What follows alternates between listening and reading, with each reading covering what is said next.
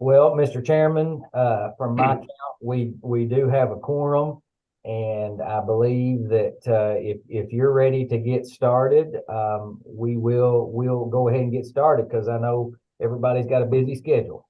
Okay. All right. Well, we'll move right along. We'll call the meeting to order.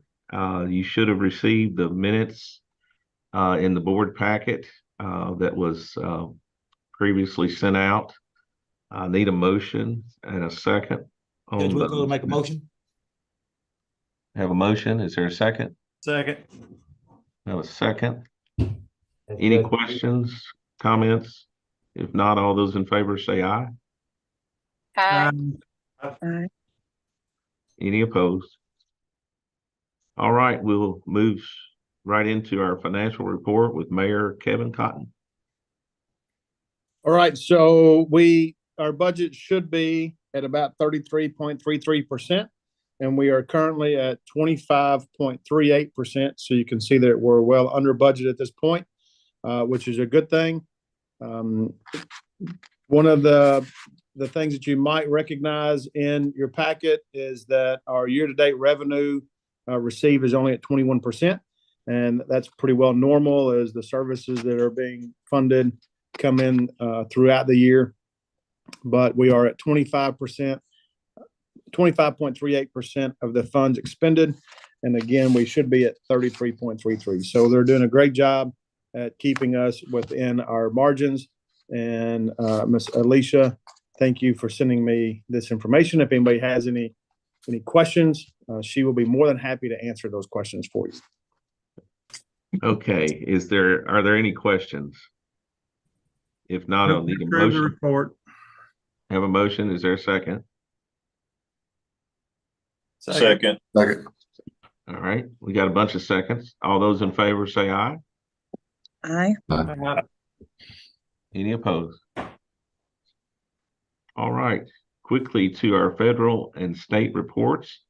I see we have Miss Morgan Alvey with Senator Mitch McConnell's office on the call.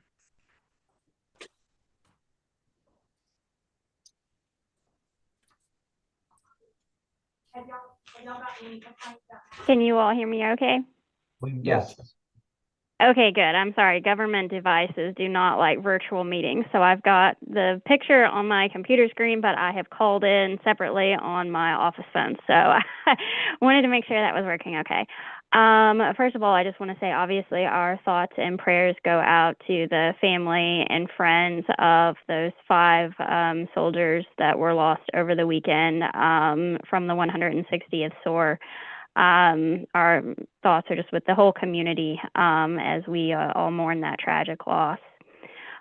Separately, as everyone knows, this Friday, government funding runs out. The current continuing resolution runs out on the 17th. And so talks are continuing this week to see how that plays out on getting another CR extension and exactly what date that will run to. So we will see how that plays out this week.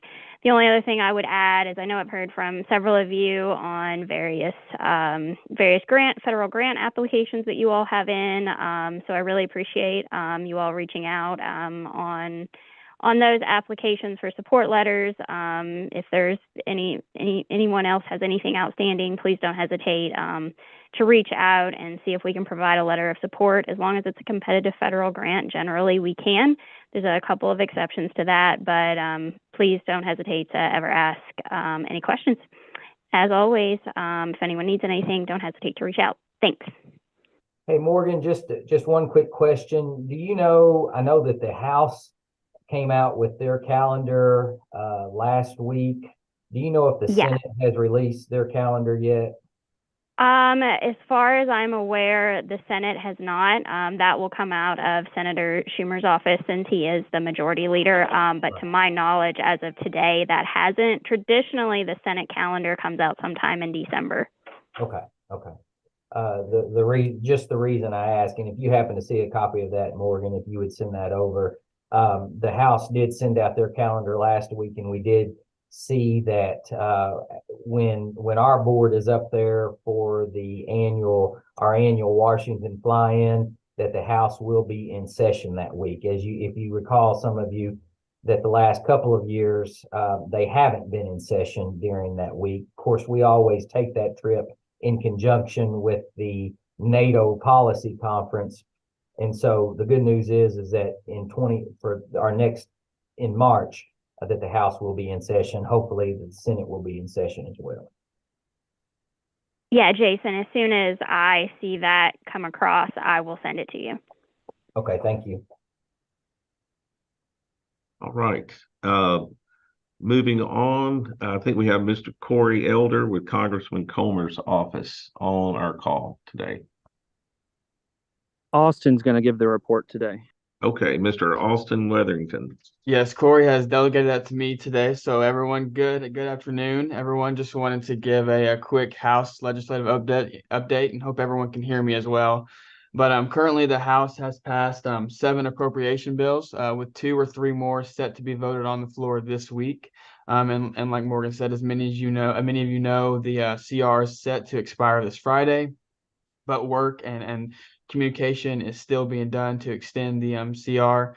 And as always, if any of you ever need of a letter of support or have a casework issue, please feel free to reach out to the Congressman's office, to Corey or I, and we'd be glad to help and assist in any way we can. But thank you all. Thank you, Austin. We have Mr. Representative Walker Thomas on the call today.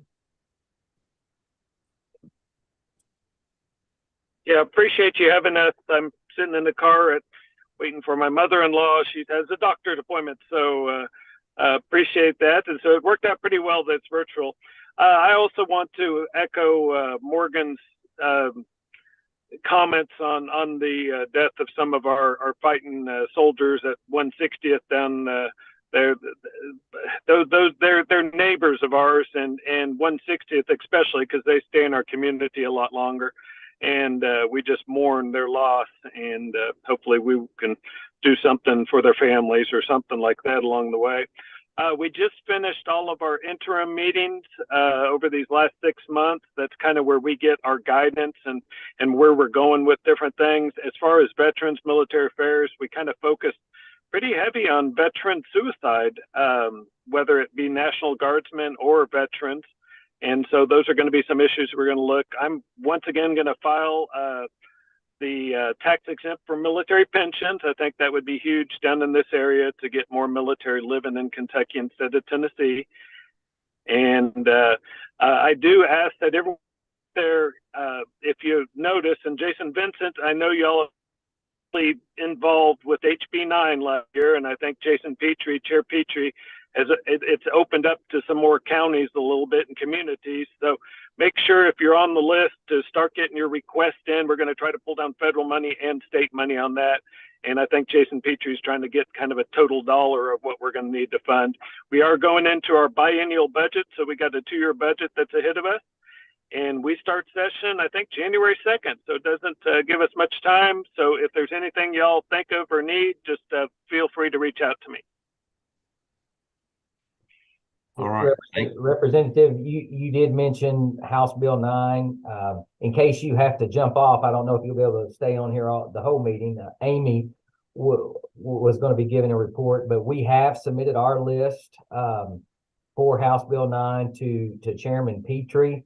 And in fact, we've already submitted several applications for that House Bill 9 money. So Amy, I forget what the total number that we submitted as far as potential match, but what was that amount? The applications that we've already submitted total over $30.3 million in match. So Awesome. that number that's going to be needed for the entire project list is about twice, almost 3 times that much. So just keep that on your radar if you don't mind. Great. We appreciate you keeping track of that, and I think it's a great program that we need to see as much federal money as we can pull down, and then we'll try to get the other match. And I think this is great for the communities that were impacted. So thank you for keeping track of that. All right. Thank you, everyone. We also have Miss Martha Jane King with the governor's office on the call.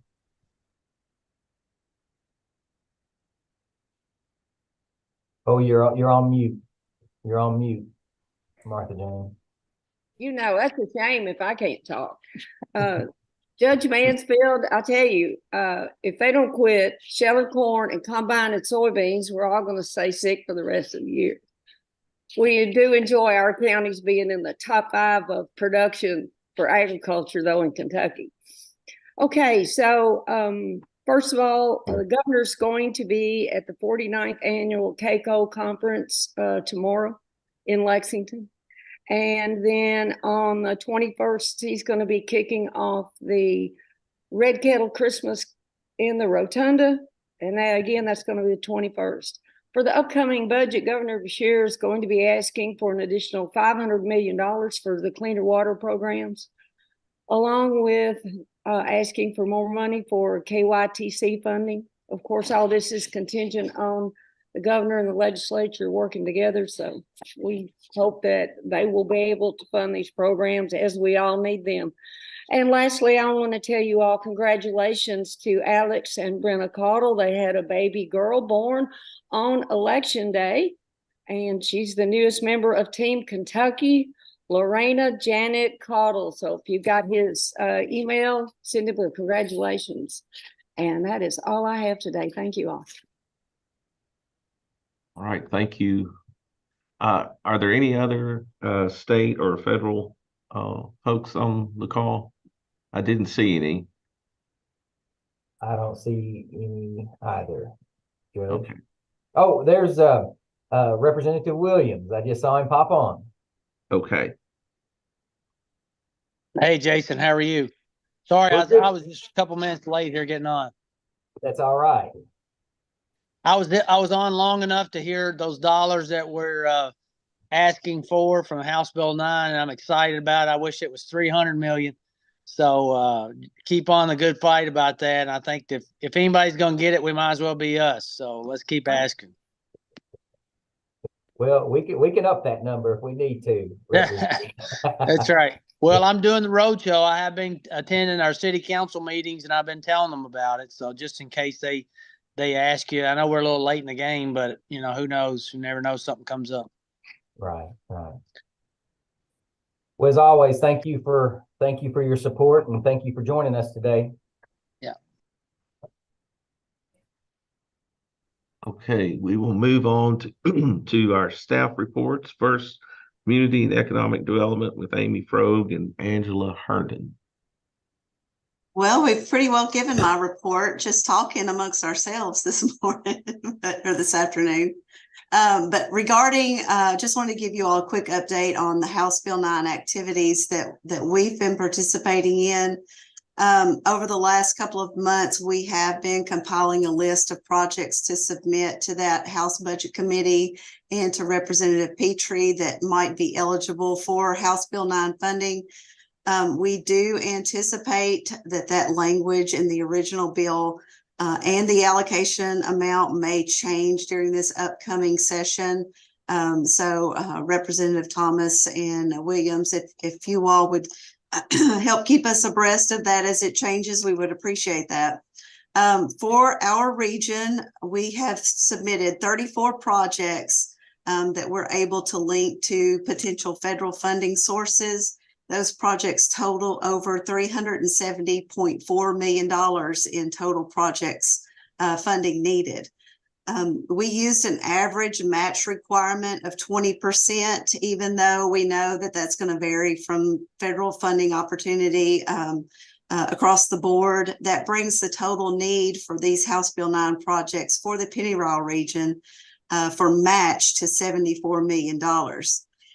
As Jason said earlier, we have submitted 5 applications already to the grant program, which is what DLG is calling the House Bill 9 application program. And those applications totaled over $30.3 million in requests for House Bill 9 funding. Again, we're going to continue to track the progress of the bill during the upcoming session. And in the meantime, we're going to continue to move forward with those federal applications on behalf of you all that we have on the list for those projects. Currently, speaking of federal funding opportunities, the state revolving fund for water and wastewater infrastructure projects is currently open. That call for projects for the FY25 funding cycle will close on December the 15th. If you have projects that you would like to be considered for this funding, or if you have new projects that aren't currently in the pipeline, please let Kyle or myself know so that we can get those projects on that list. We do have a tentative Water Management Council meeting scheduled for December the 13th. And any new project that you all would like to have considered for that funding will need to be approved by the Water Management Council on that date. One last update that I want to give you before I turn it over to Angela.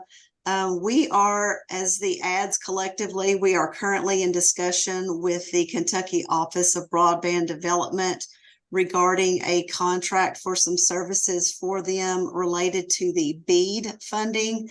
The PeADD funding is Broadband Equity Access and Deployment. That's some federal funding, $42 billion in federal funding to expand high-speed internet access across all 50 states. So what we're looking at, and I hope I don't steal Megan's thunder for her presentation, but we're looking at helping the Kentucky Office of Broadband help verify the coverage data that exists for broadband in our region, looking at those unserved and underserved areas. And we'll look at that information and either validate or contest the eligibility of those areas for that PeADD funding as that money rolls out across the state. We will be taking in that data in addition to looking at the RDOF funded areas, as well as those areas that have received funding from ARPA or the state's Better Internet program, and then take that information and create maps for you all to look at. What we want to do is be able to meet with you all and be able to have you look at those areas that say that they're covered and tell us, no, I've received 20 phone calls from this street and they don't have adequate broadband service, or things of that nature. So we can possibly contest those areas to make sure that they are eligible for that PeADD funding. As I understand it at this point, all of that work for that contest process will need to be completed by the end of January. So this is going to happen fairly quickly over the next couple of months. So please stay tuned as we roll this out quickly and help get those areas identified. So with that, I'm going to turn it over to Angela to present you all with this year's SEDS update. Hello, good afternoon, everyone. I hope you all can hear me okay. I'm at a National Scenic Byways conference, and so I hope the technology is working out for me to remote in on this. I'm sure everyone knows it's that time of year that we look over our SEDS, which is our Comprehensive Economic Development Strategy.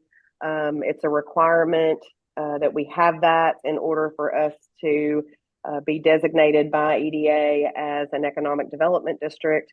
But for those of you who maybe haven't read it from page to page, because it is quite an exciting page turner, it is a strategy-driven plan that we use to influence and drive our economic development.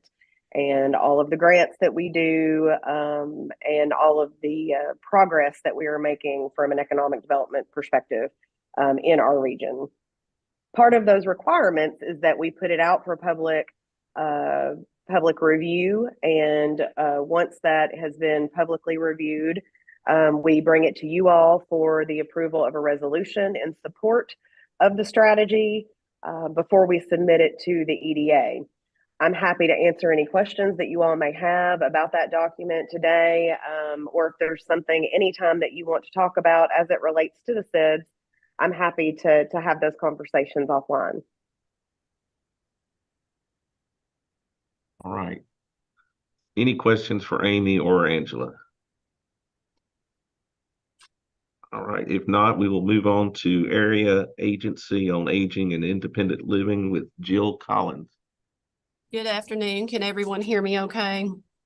Okay.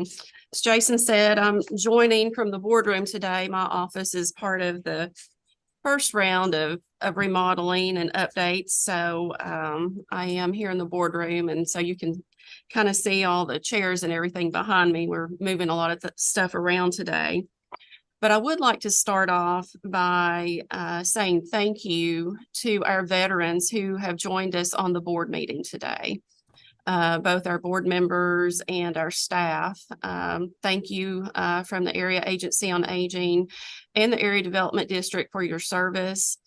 As you all know, our agency as a whole provides a lot of programs and services for our veterans. And so I'm going to talk a little bit about our veteran-directed care program that we offer through the Area Agency on Aging.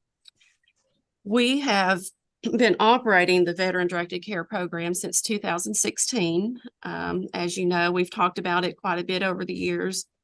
And we do serve Kentucky and Tennessee through our program. We have what is called a hub and spoke model, and it has been very successful. We were the first in the nation to actually oversee the program in more than one state.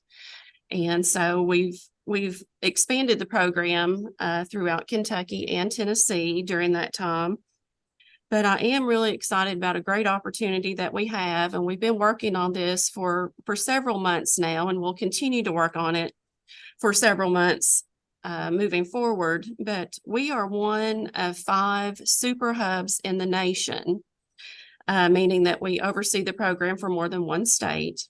So we're one of only 5 super hubs across the country that do that.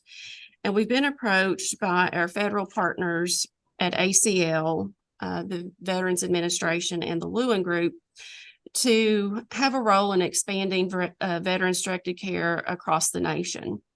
And so as we move forward, Penny Ryle is going to be involved in expanding the program into 5 additional states, as well as expanding the current reach that we have with the program in Tennessee. And as I said, this will be done in phases, and this will be rolled out in quarters. And so our partners with the contracts will be the medical centers in the states that we're looking at. And as we move forward into 2024, I'll be able to expand a little more on the details of what this will look like. But the program is getting ready to really take off nationwide, and we're just really thankful and excited that we have a major role in bringing this program to veterans throughout the country. And I'll be able to announce more about what those states are and the additional medical centers that our programs will be contracting with as we get those in place. But I felt like now was a really great time on the heels of Veterans Day to let you know what we're doing, and just the level of opportunity that we have been given, and the impact that this is going to have not only locally but nationwide. So we're very excited about that. We have staff here at the office that are very involved with that, both on the program side and on the finance side. And so we've been having regular meetings with our federal partners to talk about how this is going to roll out and what it's going to look like for us and for those additional states that we're going to be bringing on. And so as we get a little more solid information on our contracts, I'll be talking even more about this as we move throughout the calendar year of 2024. I also want to provide an update on a pilot project that we've been part of for the last several months. And we have partnered with the National Foundation to End Senior Hunger to do a pilot to talk about and record and study food waste. As you know, we provide meals cooked hot in our senior centers 5 days a week. And I think you should be able to see a slide that Melissa has up on the screen right now. And so Christian County Senior Center was our test site. And so they've been working with the National Foundation to End Senior Hunger to record any food waste, not only on the plate at the end of the meal service, but also any overproduced food. And we have a really good program and process in place on how we plan for our menus and how we plan to have enough food to serve people that may not have put in a reservation for lunch. And so what we found out as a result of the pilot that we participated in is that the unserved food waste in our senior center is really low. It's very low, actually, at only 1%. And so that includes discarded or uneaten food that was at a low 1%. And we did see that more than half of that that was considered discarded, those were vegetables. And so what we'll do is we'll work with our dietitian in planning those menus to look at specific food items that may not be as popular, and then also work with our participants on nutrition education as well. But we did learn a lot from this, and we'll continue to work with our provider on our reservation system. Individuals can call a day ahead of time. They can put their name on the list for the whole week if they want. But we always make sure that we have enough food extra at every senior center so that if we have a new visitor or someone that comes for the first time, then we will have enough to make sure that everyone that comes that day is provided with a meal, and then we will educate them on that reservation system. So as we move forward with this year, we'll also be continuing our work with the National Foundation to End Senior Hunger and work to make our reservation system even stronger so that we can keep our food waste at the very minimum as much as possible. And so we were just excited to be given the opportunity once again to participate in a national pilot. We have hired a few new staff since the last time we met in person, and I'm just going to introduce them. I know you won't be able to see them stand like you normally would, but they are on the call today. But Destiny Ash is a new case manager with home care in Title III. Destiny herself is a veteran with the Army. We have Megan Monique Young, who is also a case manager with home care in Title III. And then we have Lauren Washington, who is a new case manager with our home and community-based waiver program. So the next time we're all together in person, you all have the opportunity to meet them in person as well. And then the last thing I have on my report today, and you'll be able to find this in your packet, it is time once again for our Forgotten Angels Christmas project.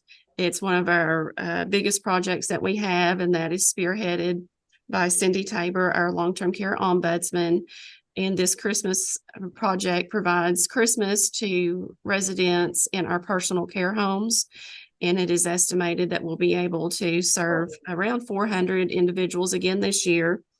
And so the drop off for those gifts begins on December the 1st. And if you have questions or need more information, you can look in your packet, or you could reach out to myself or Cindy Tabor regarding that. And so I do thank you for your time this afternoon. And if you have any questions on any of the items that I've talked about, I would be happy to answer those. Thank you. Are there any questions for Jill? If not, we will move to West Kentucky Workforce Board with Derek Poor. Right. Good afternoon, everybody. Let me know. I think I've got my mute turned off. So obviously Veterans Day weekend has passed, but I'm going to share a little bit about the history of the origins of Veterans Day today, along with highlighting some issues that affect veteran employment, share some information about the recent Fort Campbell activities, as well as our staff trip to the SETA conference. So I pulled the following information from the U.S. Department of Veterans Affairs history page and the verification assistance brief used to determine veteran status when we talk about what is a veteran. World War I, known as the Great War, officially ended when the Treaty of Versailles was signed on July 28th, 1919, in the Palace of Versailles outside the town of Versailles, France. However, fighting ceased 7 months earlier when an armistice or temporary cessation of hostilities between Allied nations and Germany went into effect on the 11th hour of the 11th day of the 11th month. For that reason, November 11th, 1918 is generally regarded as the end of the war to end all wars. Of course, we know that that was not the case. We've spent some time in a few other places since then. Veterans Day continues to be observed on November 11th, regardless of what day of the week on which it falls. The restoration of the observance of Veterans Day to November 11th not only preserves the historical significance of the date, but helps focus attention on the important purpose of Veterans Day, a celebration to honor America's veterans for their patriotism, love of country, and willingness to serve and sacrifice for the common good. So what is a veteran? A veteran is a person who served in the active military, naval, or air service and was discharged or released under conditions other than dishonorable. The term also applies to a reservist or member of the National Guard called to federal active duty or disabled from a disease or injury incurred or aggravated in the line of duty or while in training status. Those individuals also qualify as veterans. I'd like to add before moving forward, a lot of activities were taking place this weekend with different communities hosting Veterans Day parades. This was the first time in, I guess, the 4 years since I retired, I chose to participate in the Veterans Day parade in Hopkinsville, and I was fortunate to be able to share that opportunity with my dad, who was a Vietnam veteran, who also chose for the very first time to ride in the parade. So it was nice being able to have that moment with him. So talking about veteran employment, I hope everybody can see this, and if you can't read it, I'll read it for you. It says, so in conclusion, I think my time managing logistics in Afghanistan makes me a perfect fit for VP of operations at your company. And the employer response is, the best I can do is thank you for your service. Now, some people might think, oh, that's a hit on an employer. Absolutely not the case. When I began putting things together for this presentation, I came across this, and it reminded me of a conversation I had with an employer and two transitioning service members. Both of these individuals had pretty much the same level of education, although they attended different schools. They were separated in rank in that one was an officer and one was an enlisted service member. But the interesting part about it was the employer I spoke with said that the interview process went, it was a little different from anything they had ever experienced before, where one individual walked in and said, hey, I'm going to make it real easy on you. $90,000. You're welcome. I can come in and run the entire operation. And they said, okay, well, we appreciate your time, and HR will get back to you. And the second individual came in and said, hey, look, man, I'm just looking for something in the $50,000 to $55,000 range. Can you guys work with me on that? And, again, they said, hey, HR will call you right back. Right now, I know which one HR called back, and it was not the one who came in feeling like they were the gift that they were looking for. But a lot of that kind of plays into some of the conversations that we have, or that I have with a lot of our transitioning service members, which is expectation management, as well as being educated into what is that interview process going to look like and how should they conduct themselves about it as well. So some challenges that veterans face. So our Career Center staff, as well as the Fort Campbell personnel who work daily to help veterans, military spouses, and transitioning service members find meaningful employment opportunities. These efforts go far beyond just impacting the veteran unemployment rate. These efforts are also keeping the lights on in someone's home. Their efforts are keeping the clothes on someone's back and food in a child's stomach as well. The efforts may even be keeping someone from writing a eulogy for their best friend. Unfortunately, service members are separating from the military, not just Fort Campbell, who desperately need assistance. Some soon-to-be veterans face physical limitations. Others may be battling unseen injuries, such as the trauma from a near-death experience or the debilitating effects of a brain injury. Unfortunately, each point can be problematic for an individual who is well prepared to separate. So imagine, if you can, the stress and frustration when someone is unprepared and what they might endure with these complicating factors. So while we realize the importance of helping someone secure employment and find a job or career where they feel complete and empowered, veterans also have that same goal. Many also contend with separating from a population or a peer group unlike any other. So I'm not asking employers to retool the interview or hiring process. What I am asking is for employers to take a moment and realize the individual they're talking to may be facing any one of the previously mentioned concerns. That service member or veteran may, in fact, have every ounce of hope riding on that interview. And I also understand people walk into our career centers and employer offices daily facing their own unique challenges. So some numbers I found in a document prepared by the Division of Nursing and Public Health pointed out that 82% of veterans who served in Operation Enduring Freedom and Operation Iraqi Freedom report chronic pain. Chronic pain is often associated with comorbid conditions, including traumatic brain injury and post-traumatic stress disorder, both of which complicate treatment. Chronic pain can easily lead to depression, which has a snowball effect on every other aspect of life. The National Coalition for Homeless Veterans found that 51% of homeless veterans suffer from a disability. 50% suffer from a serious mental illness, and 70% have substance use disorders. On the subject of suicide, we've heard talked about earlier, veterans are at a 57% higher risk of committing suicide than their peers who never served. I'm not throwing numbers out to be depressing, but it's essentially just to let you know a little bit more about some of those people that might be coming into your office, or the individuals that are hoping to come onto your staff or join your company. Again, that's not to influence who you hire or how you go about interviewing folks, but I would ask you to keep those points in mind when it comes to that interview process with a veteran, especially if it's a situation in which they do not have a terrific interview process or bomb the interview altogether. It happens to the best of folks. So talking about our workforce partners, that we have a huge collective of individuals and agencies who go a long way to do what they can in helping these populations.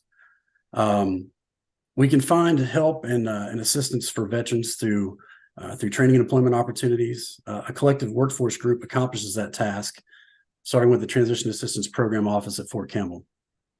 It's the collective goal of the Transition Assistance Program and its partners to create opportunities and environments where their clients have an increased opportunity for an interview or job offer.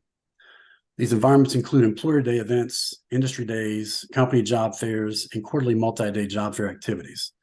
Additional partner agencies in the Career Skills Program Office, Spouse Employment Office, and USO Transitions are equally integral to the process through internships, training and employment programs, and community engagement events. In addition to the on-post partners, our off-post partners and employers play a significant role in the successful outcome of a transitioning service member.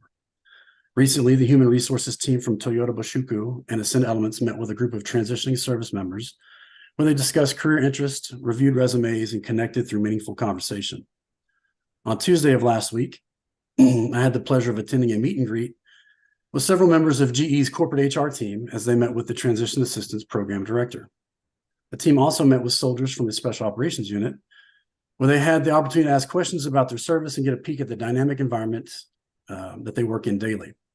Provided the employers a great opportunity and understanding of a service member or veteran's capabilities and skills. And I think it's worth noting at this time, the unit that we visited was the 160th Special Operations Aviation Regiment, the same unit that lost 5 service members over the weekend.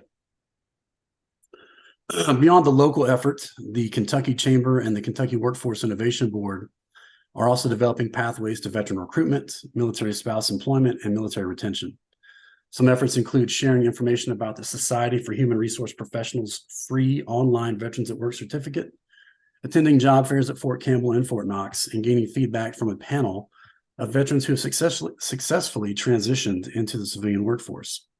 I'm fortunate to have been asked to participate and assist in some of the efforts.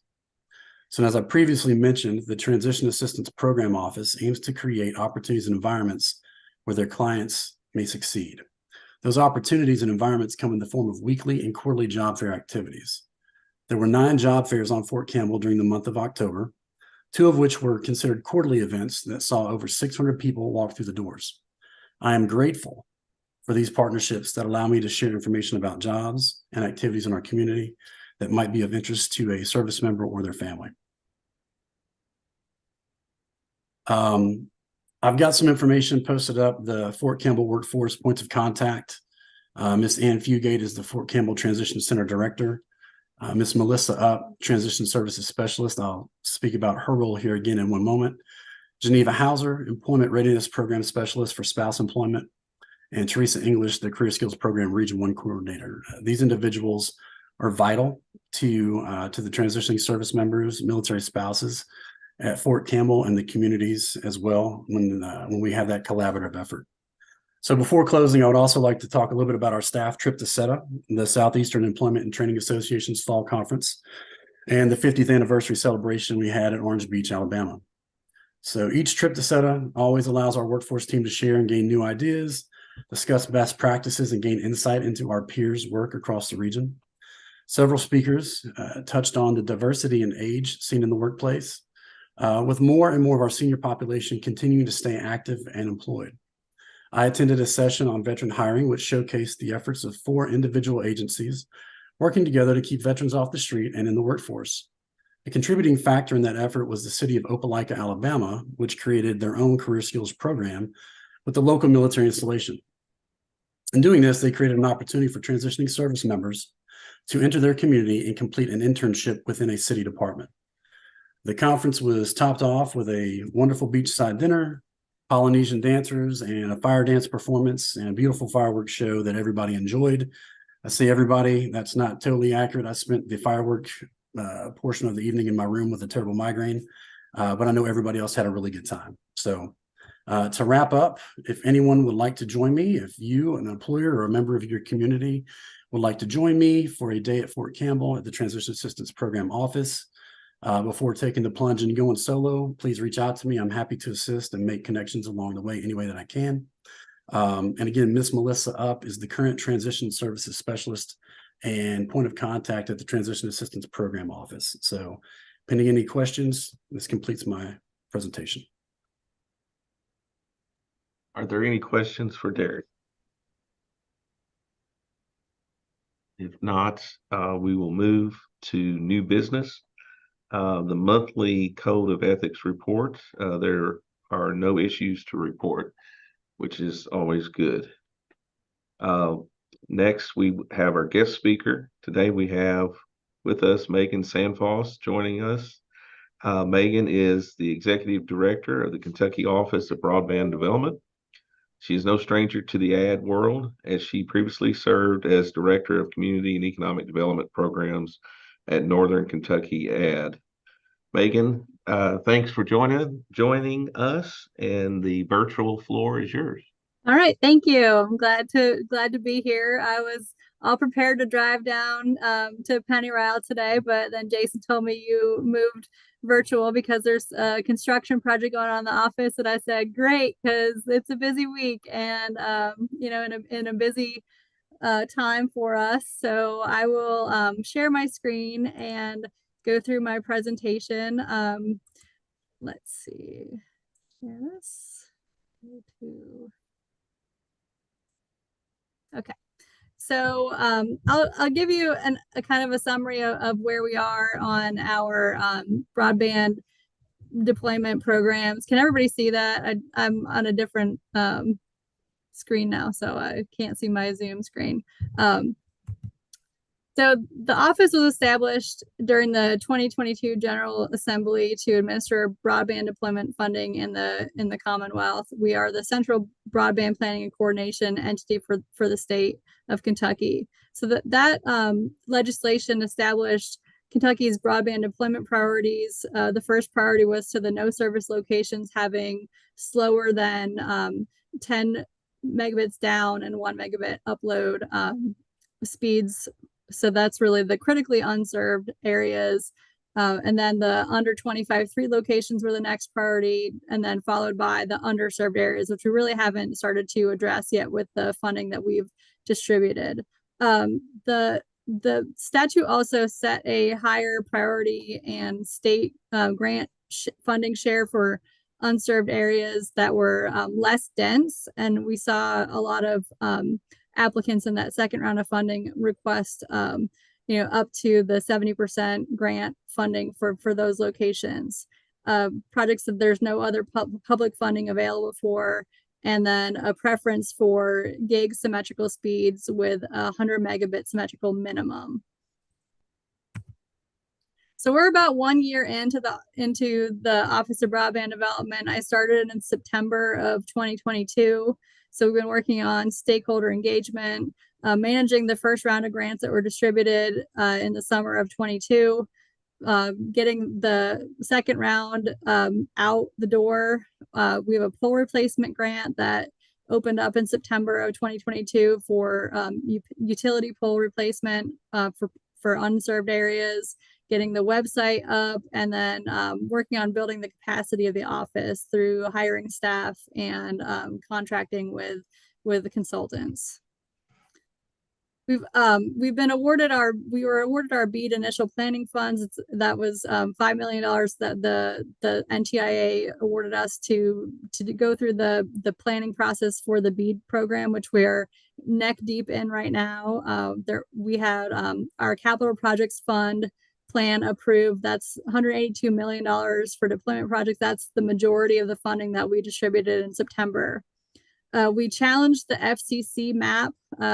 We challenged just over 15,000 locations, disputing the availability of broadband service at those locations in order to increase the amount of funding that we were eligible for BEAD. And we were successful in winning over almost all of those challenges. So that really helped us, achieve the maximum amount of funding that we were eligible for. We have a statewide broadband map available on our website. We have completed our 5-year action plan for BEAD, and we are in the initial proposal stage right now. We've got volume 2 out for public comment until December 4th. So the Better Internet Program grants, these are the ones that we awarded in September. These were prioritizing the no service locations with the 100 by 100 symmetrical speeds, last mile fiber projects, and having to be operational by the end of 2026. This is kind of overall the landscape. The first round announced in June 22, that was about $90 million for 47 projects around the state for 34,000 new locations. The pole replacement funding is open. We just started distributing some of that money, but we still got the bulk of the $20 million available. And then the capital projects fund money that was distributed in September, awarded in September, 56 projects for 42,000 new locations for the no service priority. And then we are working on getting the BEAD funding ready to be distributed. So that was, our allocation was announced in June. And in Pennyrile, we've made several awards for broadband projects. There were, in the first round, there was Caldwell County, 3 projects in Christian County, 1 in Lyon, 1 in Todd, and 1 in Trigg, and that was all Pennyrile Rural Electric Cooperative. We've been working with them on getting these projects ready to go to construction. In the second round, we had more projects awarded: Caldwell County, Christian County, Hopkins County, Logan, Lyon, 2 projects in Muhlenberg, 1 in Todd, and 1 in Trigg. So we had good participation from Pennyrile providers on getting broadband service to your residents. I know there's still more work to do, and hopefully we will get there in the BEAD funding. So we have $1.1 billion coming for the BEAD program, and that was a really good number for us. We were hoping to be above $1 billion, and we made it over that threshold. So we are hoping to be able to reach everybody with that. Nationwide, it's a $42 billion program, and every state was guaranteed $100 million.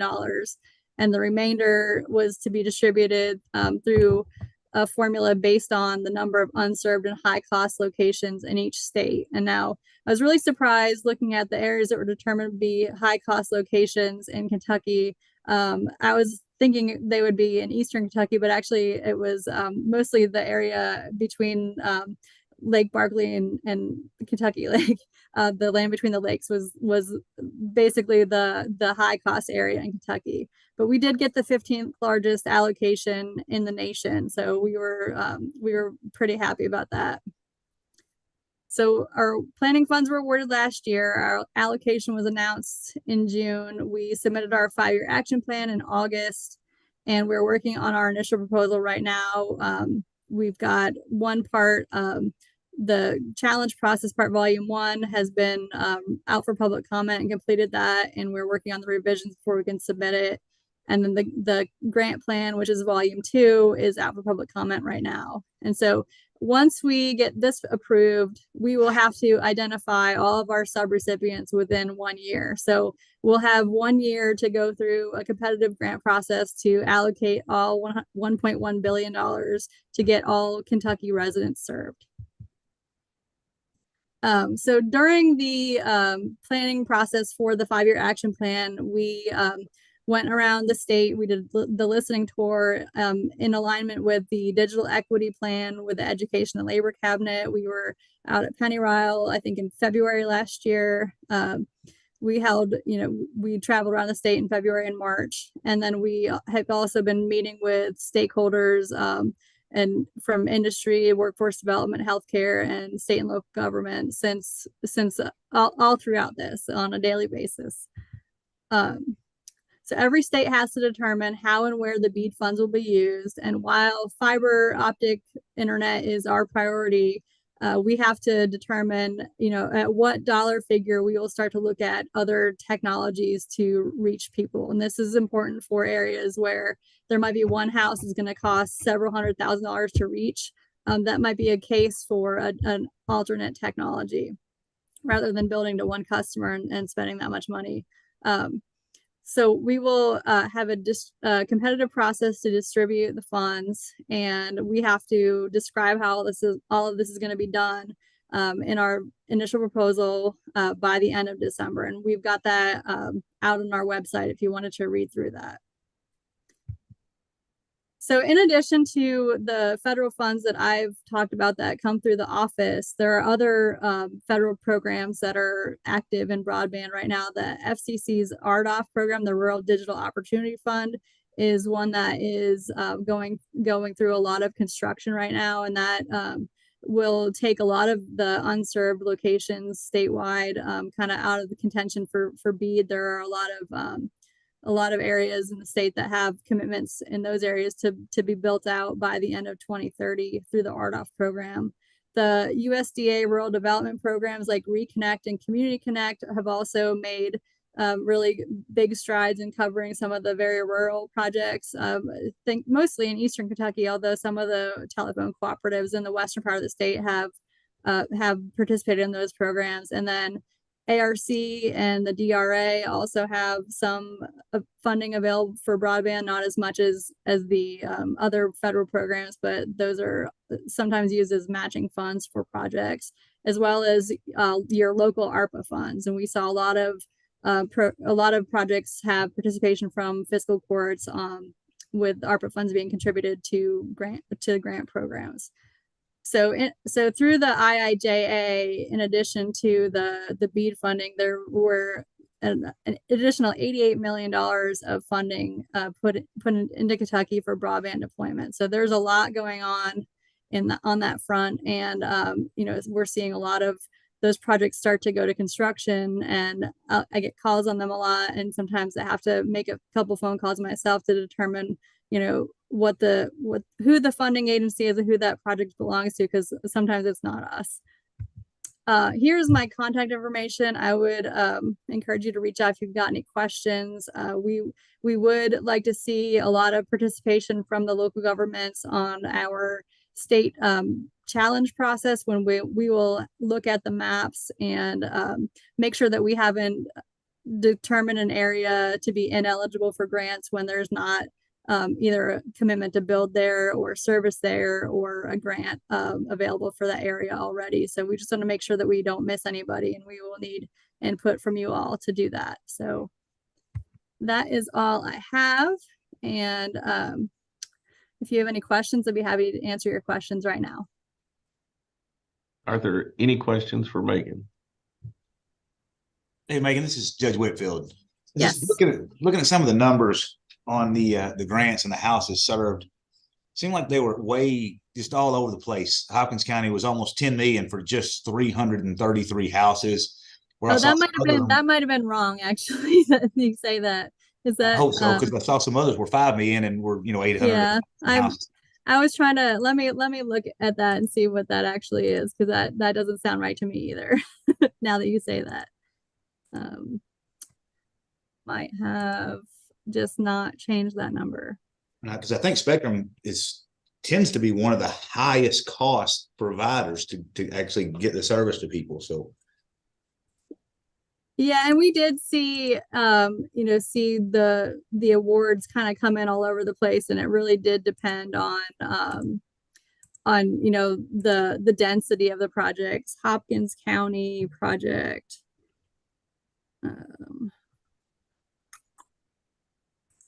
It's 817 locations, which is still not a huge amount for $10 million, but that what I suspect happened there is that they had a number of locations that were eliminated during the challenge process, but it still doesn't mean that they don't have to build the same number of miles of fiber to get to customers. So that might work out in some areas where there's another provider that is available for customers to get service from. So the density really depends sometimes.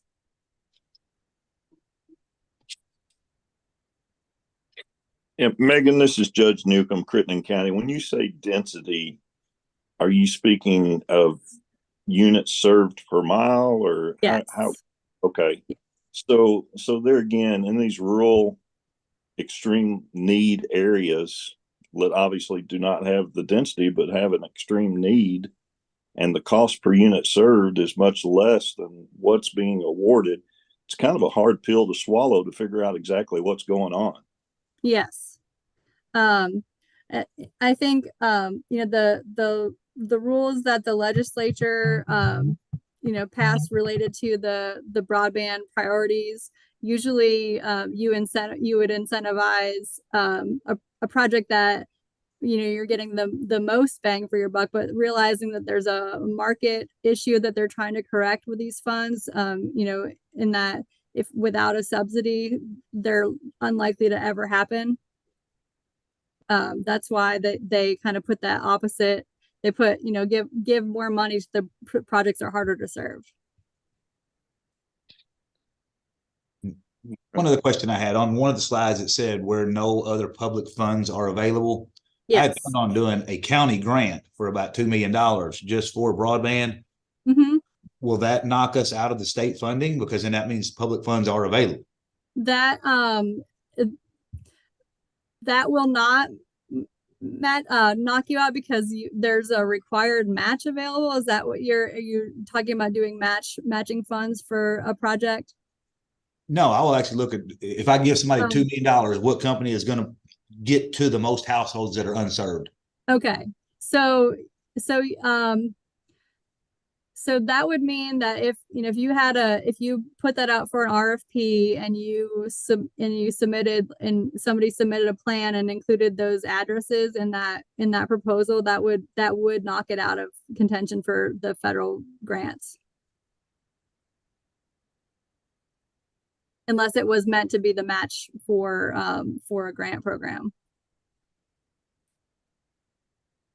That would knock that area out, or yes, that area would as long, I don't care if that area is knocked out as long as they get served. Right. Yeah. It would restrict, that would be considered an enforceable commitment, which is, could be a private or public funding commitment to a specific area. But I would just encourage you to make sure that you're explicit in what is covered in that program, and not make it vague, because the vaguer it is, the more likely it could be contested, or cause a problem and eliminate things from consideration. Okay. And we want to make sure that doesn't happen. We want to make sure that every unserved customer, we know who they are or where they are, and make sure that we've identified areas where there's service coming, it's just not there right now. Yeah, and I guess we would depend on your maps to determine those unserved areas, and then once they hooked up however many households, we'd update that Yes. you with that information. Yeah. Is that Jason thinks it probably needs your- internet. Yes. You are exactly right. Megan, just one question Sure. that I have, and I know I have always, and I know I think most folks have always considered the quote satellite opportunities for broadband has really not been, provided the appropriate type service to say that an area is served.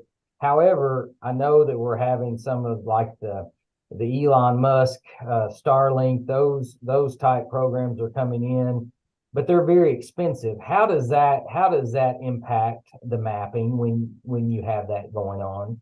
So satellite up to now is not considered reliable internet service. So any area that is shown on the national broadband map is only having satellite or unlicensed fixed wireless is still eligible for BEAD funding. And so, but that being said, there might be like limited cases where we have to look at some of those solutions where there's no other takers, from a fiber or licensed or coax provider to come in and serve them, that we would have to look at an unlicensed fixed wireless or satellite solution, but they would still have to meet the same 100/20 minimum technology, that would be the lowest speed that they would be able to provide. The latency would have to meet the requirements. So, it's holding them to a higher standard than they're probably used to being held to right now. Starlink has kind of come to the table with some of the answers to these questions, because one of the issues that everyone has had nationwide with them is there's waiting lists. And so, as a state office, when they're talking about participating in this program, I want to know how we can move our people to the front of the list, and that what they propose, and they're still working out some of the details, is that they would come in and set up a site where Kentucky people who have been identified as the locations where this is the solution that we've chosen could go in and apply and kind of circumvent the waiting list process, and that's and then potentially doing some the state would underwrite the cost of the installation, and potentially some of the rates that are required to be paid for the monthly service, because it is an expensive solution.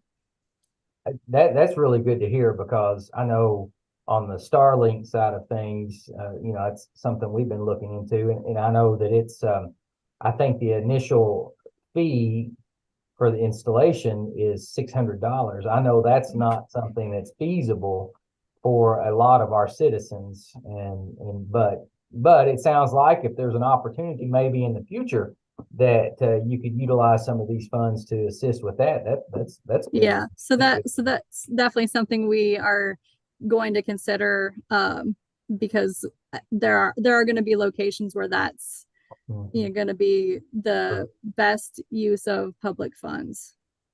Sure. Okay, thank you. Are there any other questions? All right. Well, thank you, Megan, for being with us today. All right. We'll move to the director's report, Mr. Jason Vincent. Thank you, Mr. Chairman, and thank you, Megan, again for being here. As the chairman said, when Megan came on, she knows all about the ads, as she was one of us at one point. So it's good to have close friends and family in those offices in Frankfort. So and just so you all know, Megan, when you reach out to her, she responds, and it's great to she's doing a wonderful job up there with tackling a huge issue. So thanks, Megan, for joining us. Again, thanks to everyone for doing this virtual today. Hopefully, which we will be moving moving our next meeting to Penarol Forest, and I'll talk more about that here in just a second. But hopefully come January, we'll be back on our normal schedule right here in our office, and you all will be able to come see all of our new digs around here. So again, thank you for doing this for us today. Just a couple of items I want to mention. I'll be very brief, as I know we've already passed the 2 o'clock hour. The Kentucky Council of Area Development Districts will be hosting a reception as part of the inauguration, which I believe Martha Jane, I believe, is scheduled to take place on December the 12th, which is the second Tuesday of December. And so some of you all that may have been around the last governor's inauguration, we have our office there in Frankfort is one of the best locations you can find in Frankfort. And it's a good place to watch the parade. And so we're going to be partnering with KCJEA, the magistrates, KMCA, KCO, and Mayor Cotton. We have also invited KLC as well. So we're going to be hosting a reception there, sort of come and go, for people to come watch the parade. We're going to be serving lunch. J.C. Young with the magistrates and commissioners will have his grill there cooking his famous pork chops and chicken. And so if you're planning to go to the inauguration ceremonies on December the 12th, please come join us at our office there on Capitol Avenue. I'll be sending out a more formal invitation as we get closer to that. I mentioned our next board meeting will not be here at our office. It'll be our annual Christmas board luncheon and our legislative update. I'm not sure if Representative Thomas or Representative Williams are still on here. But in addition to just our general Christmas luncheon, that will also be the time that we hear from our legislators as far as about the upcoming session. This is going to be a big session coming up. It's the budget session, as you all know, and so we'll be hearing from them, talking about some of our priorities. So that will be on December the 11th. So go ahead and put that on your calendars.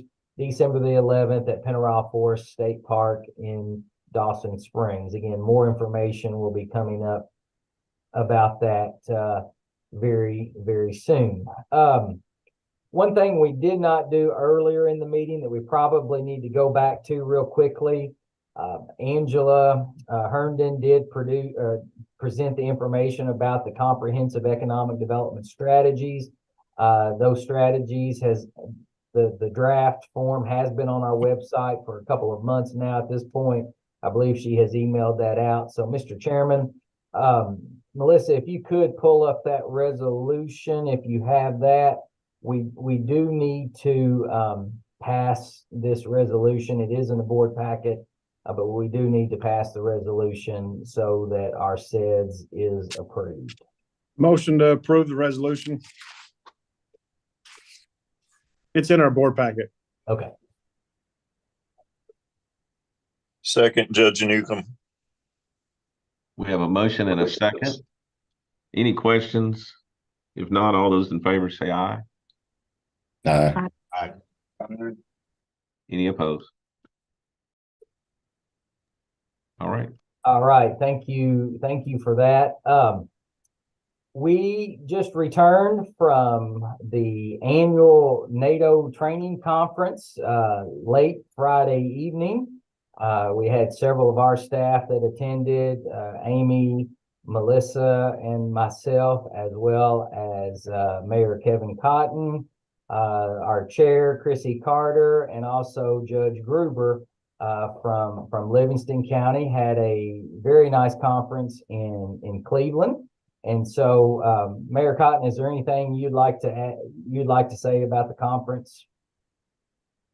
Yeah, so it was a great conference. You know, there was a lot of question of why in the world are we going to Cleveland in November, but it was a very good trip. The reason that Chrissy is not here with us today is on her way home.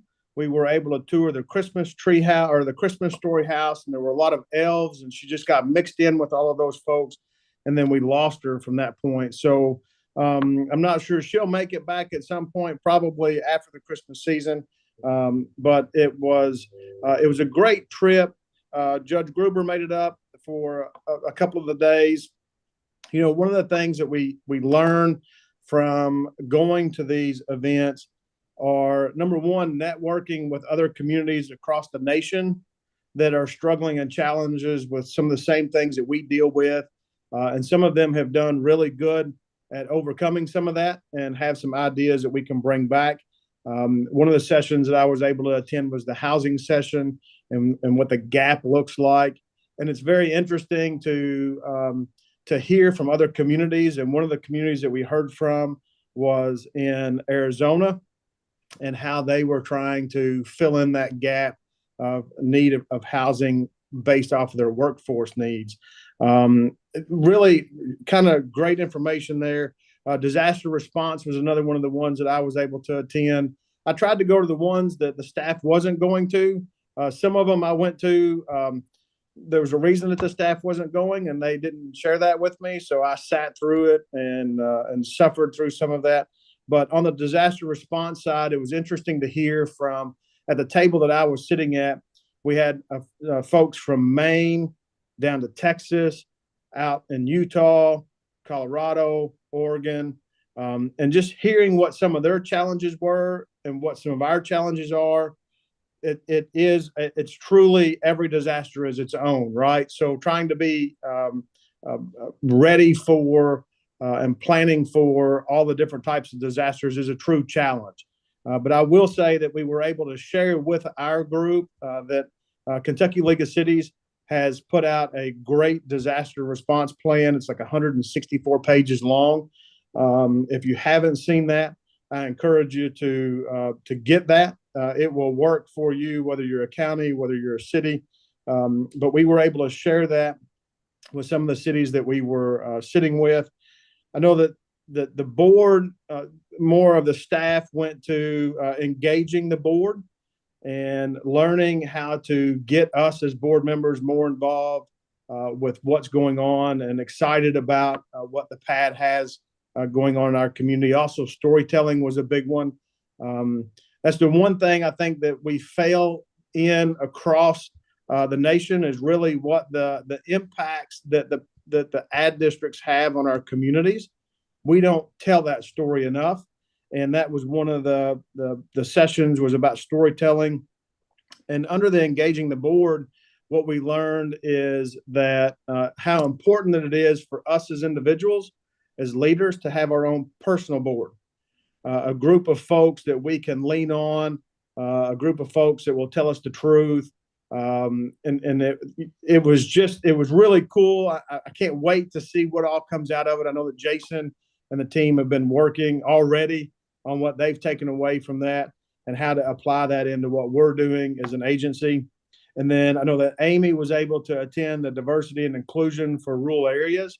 It's interesting when you sit in front of a group of individuals from all over the nation, and you've got super large districts, and then you've got the rural districts, and the challenges and struggles that they face in more of an urban area are completely different than what we face in a rural area. So just learning, how we can do better and what are some opportunities that we have. I think it was great. We did kick it off at the Rock and Roll Hall of Fame. I wasn't real sure that we were going to get Melissa and Amy out of there. I'm pretty sure security was called on the fourth floor when they were trying to take some of the gear out of the display cases. But I don't think they walked away with anything successfully that we're aware of. But it was a great trip. I was excited to be able to go, and look forward to DC. Thank you, Mayor. Wow, what a comprehensive report there. And you didn't think I was paying attention. He was paying attention. I will say this, one thing that I always come away with from those conferences is it just makes me more proud of what we've got going on here in the Pennyrile area. To hear some other folks talk about, you know, their boards, some of the projects they're struggling with, some of just the general struggles that they go through.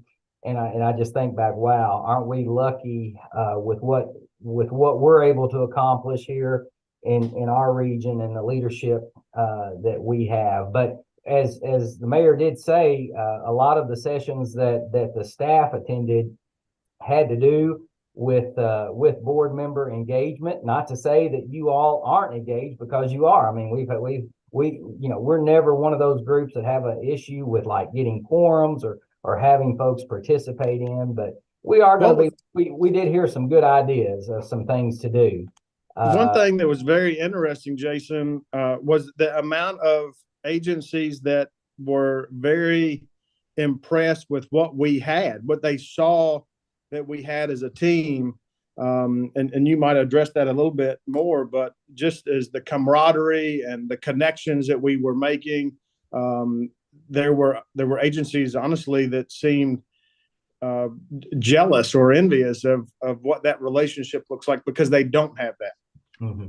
And you're exactly right. And many of you all, especially, and I always say this when we have our new board member orientation, we go on these conferences for a number of reasons. Obviously, to talk to other folks across the nation and get ideas and hear about good things that are happening across the country, and things that we could bring back to our area. But equally as important, or maybe even more important, is the relationship that we build with each other as far as from the Pennyrile region. And that's exactly what the mayor is talking about. I know I had at least 3 or 4 people come up to me and said, wow, I wish we had a group as cohesive as your all's group, who worked well together. So I'm proud of that. And again, that's one thing that these events really help us with. So just a little bit of a nod as far as our next conferences. It's already been mentioned, we'll be going to DC in the late winter, early spring. That's the first part of March. More information will be coming out of that. And then there will be another annual training conference next fall. And I think that's scheduled to be in New Orleans next year, if I'm not mistaken. So anyways, thank you, Mayor, for that update. Mr. Chairman, I believe, unless there are any questions for me, I believe that's all I have. All right. Any questions for Jason or Mayor Kevin Cotton? I can't wait to hear Chrissy's report on the ELF experience come December or January. So I bet you're going to hear it. I bet you're going to hear it once she finds out what was said. I'm guessing. This is not recorded, is it? All right. I know everyone's busy. Is there any other business before us today? Yeah, 5 or 6 checks on 2 different roads. I think maybe that's a hot mic, but if not, we will entertain a motion to adjourn. Motion to adjourn. Second. All right. All those in favor, sign off. See y'all later. Thank you. Thank you.